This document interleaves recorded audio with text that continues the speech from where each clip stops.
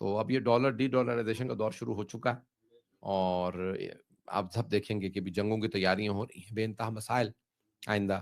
ابھی کیا ہوگا کہ جنگوں کے اندر کنونشنل ویپنز استعمال نہیں ہوں گے۔ کنونشنل ویپنز کیا ہوتے ہیں؟ جو روایتی اسلحہ، ٹینک، توپیں، بندوق، گولیاں، یہ اب کیا ہوگا نان کنونشنل ویپنز، یعنی کیا ہوگا، وہ آپ کا جو ہے وہ نیچرل گیس بند کر دیں گے، الیکٹریسٹی بند کر دیں گے، سردیاں ہیں جاؤ مر جاؤ، سردی سے مار دیں گے، بھوک سے مار دیں گے، چاول بند کر دیں گے، رائس نہیں دیں گے، گندم نہیں دیں گے، گندم کسی کے پاس، چاول کسی، تو اب کیا ہوگا نان کنونشنل ویپنز۔ وہی میں نے آپ سے پہلے کہا تھا نا، آج کا جو حکمران ہے، حاکم، وہ یہ نہیں کہتا میں انا ربکم، میں تمہارا خدا ہوں، حرکتیں وہی فرعون والی ہیں، ایسے ہی ہے، آپ دیکھیں گے حرکتیں وہی فرعون والی ہیں کہ ہم تمہاری تقدیر کے فیصلے کریں گے، فیوچر ہم بتائیں گے کیا ہوگا، کیسے رہو گے، کہاں رہو گے۔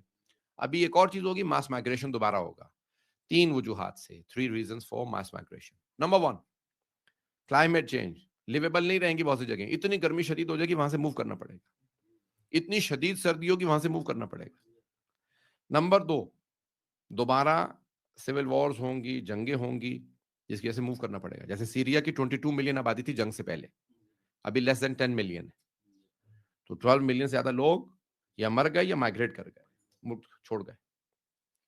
تو سیکنڈ ریزن ہوگی مائگریشن، ماس مائگریشن کی، یعنی یہ سول وارز اور وارز۔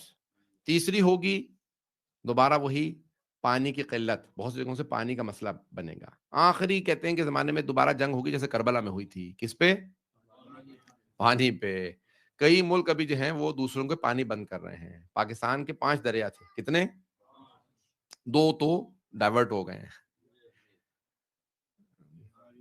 میں اب نہیں اس پہ جا رہا، ٹھیک ہے نا، ڈیمز بنا کے انہوں نے۔ اسی طرح سے ابھی فرات کے اوپر ترکی اور دوسرے ملکوں میں بہت بڑا جھگڑا کھڑا ہو رہا ہے، اسی طرح سے ایران میں پانی کا شارٹیج ہے، اسی طرح سے عراق، بہت سے ممالک میں بھی پانی کا شارٹیج آئے گا، اور لوگ ڈیمز بنا کے اس کو ڈائیورٹ کریں گے، کنورٹ کریں گے۔ جیسے نائل سب سے بڑا ریور ہے، اس کا مسائل، اور جگہوں پہ بھی مسائل پانی کے آئیں گے۔ تو اب ہم یہ سارے کے ساری تبدیلیاں آخر زمان کے اندر بڑی بڑی تبدیلیاں آئیں گی۔ 2/3 دنیا کی آبادی ختم ہو جائے گی، احادیث میں ہے 2/3 of the world's population will finish, 1/3 in wars، جنگوں میں 1/3، اور 1/3 بیماریوں میں۔ ابھی کرونا میں کتنے لوگ مرے ہیں؟ تقریباً 1.5-2 کروڑ کے قریب، صحیح کہہ رہے ہیں، اس سے زیادہ نہیں مرے، 20 ملین سے زیادہ لوگ نہیں مرے۔ مرنے کتنے ہیں؟ 2 بلین سے زیادہ، 2.5-3 بلین لوگ مریں گے بیماری سے۔ تو یہ اتنے نہیں، ابھی تو ہم کورونا سے ڈر گئے، ابھی تو آگے بہت کچھ ہونا ہے۔ جنگوں میں، بیماریوں میں لوگ جب مریں گے تو چھٹے امام فرماتے ہیں کہ ہمارے شیعوں سے کو مطمئن رہیں، جہاں ہو وہیں رہو۔ تو کہا مولا کوئی بھی نہیں مرے گا، مولا نے کہا بہت کم، آٹے میں نمک کی طرح، بہت کم مریں گے، کم مریں گے، اور پھر ہمارا عدد بڑھ جائے گا۔ ابھی جو ہے ہم جو ہے وہ یہ نہیں کہہ سکتے کہ ظہور کب ہے، اس کی ہمیں اجازت، امام نے منع کیا، کذب الوقتون، جو وقت معین کرے، جو اسپیسیفائی کرے کہ ظہور کا یہ ٹائم ہے، اس کو کوئی آپ جھوٹے، کوئی نہیں جانتا ظہور کا وقت، کوئی مرجع، کوئی عالم، کوئی نہیں جانتا، امام جانتے بس۔ اور کیوں نہیں بتایا؟ تاکہ اگر بتائیں کہ بھئی امام کا مثال کے طور پہ تب ظہور ہوگا اس ڈیٹ کو، تو ایسا نہ ہو کہ باقی لوگ سوچیں میں تو تب تک زندہ نہیں رہوں گا، میں کیوں پریپیئر کروں، تیاری کیوں کروں۔ امام نے کہا ہر آدمی پریپیئرڈ رہے تاکہ اس کو ثواب ملے، ہر آدمی کو ثواب ملے۔ ابھی ہم دیکھ رہے ہیں کہ ٹرانزیشن ہر 100 ایئرز میں، پچھلے 650 ایئرز سے یورپ کا کنٹرول ہے ورلڈ اکانومی پہ، گوروں کا۔ امریکہ جو ہے یہ گوروں کا ہے، یورپینز کا، نیٹو امریکنز کا نہیں ہے۔ یہ نیٹو امریکنز نہیں جو وہاں پہ رول کر رہے ہیں، ہے نا، یہ سارے یورپینز ہیں، English, Irish, French, German, Italian, یہ اسپینش، یہ سارے لوگ ہیں جو وہاں پہ بیٹھے ہیں۔ تو پہلے امریکہ کی ریزرو کرنسی اس وقت دنیا کی ڈالر ہے، 87 ایئرز ہو گئے۔ اس سے پہلے پاؤنڈ تھا، برطانیہ کا تھا، برٹش، اس سے پہلے فرینچ، اس سے پہلے اسپین، اس سے پہلے ہالینڈ، اس سے پہلے پورچگل۔ 650 ایئر سے تقریباً ایوریج 100 ایئرز میں ریزرو کرنسی چینج ہو جاتی ہے، 80 ایئرز میں 100، 125 ایسے۔ تو اب یہ ہم ٹرانزیشن سے گزر رہے ہیں، ڈالر ختم ہو رہا ہے، اب نہیں آئیں گی کرنسیز ڈیجیٹل کی، جو بھی آئے گا. تو اب یہ اب پہلے تھا یعنی بائی پولر سسٹم تھا رشیا اینڈ امریکہ، پھر ختم ہو گیا صرف یونی پولر ہو گیا امریکہ. اب ہم جا رہے ہیں ملٹی پولر سسٹم میں. اب کسی کی بھی کوئی چودراہٹ نہیں ہوگی، طاقت نہیں ہوگی، بڑے سسٹم بدلیں گے، بڑے ابھی بہت کچھ ہونا ہے. ڈر تو نہیں رہے لوگ.